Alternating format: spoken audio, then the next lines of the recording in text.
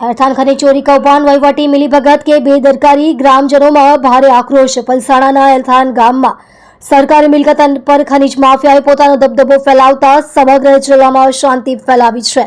સ્થાનિક લોકોએ હવે સંકેત આપ્યો છે કે તેઓ બ્લોક નંબર 12, 13 અને 14 માંથી આશરે 100 કરોડની ખનિજ ચોરી સામે લડશે।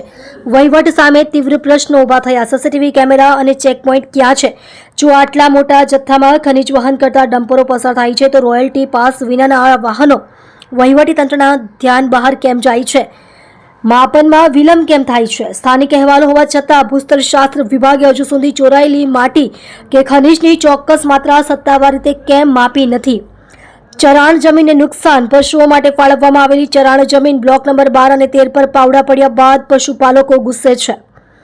ગ્રામજનોનું નિવેદન। સભાને ગ્રામજનોએ જણાવ્યું હતું કે અમે આ અંગે વારંવાર લેખિત અને મૌખિક રીતે જાણ કરી છે, પરંતુ ઉપરથી દબાણના કારણે અધિકારીઓ સ્થળનું નિરીક્ષણ કરવા આવતા ડરે છે। જો આ ગેરકાયદેસર ખાણકામ તાત્કાલિક બંધ નહીં થાય અને દોષિતો સામે પગલાં લેવામાં નહીં આવે તો અમે ગાંધી ચિંધ્યા માર્ગ પર વિરોધ કરીશું અને જરૂર પડે હાઈકોર્ટનો પણ સંપર્ક કરીશું।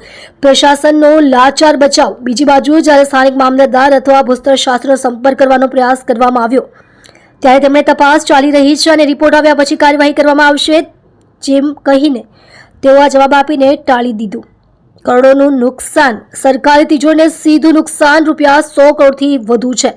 પર્યાવરણીય નુકસાન। તળાવના ઊંડા ખોદકામના કારણે ભવિષ્યમાં ભૂસ્ખલન અને પાણીના સ્તરમાં ઘટાડો થવાનો ભય છે। જાહેર સંડોવણી। આપ જોઈ રહ્યા છો ગુજરાતની સૌથી પહેલા ખબર આપતી Surat express news channel, director Rajesh Mangleni સાથે।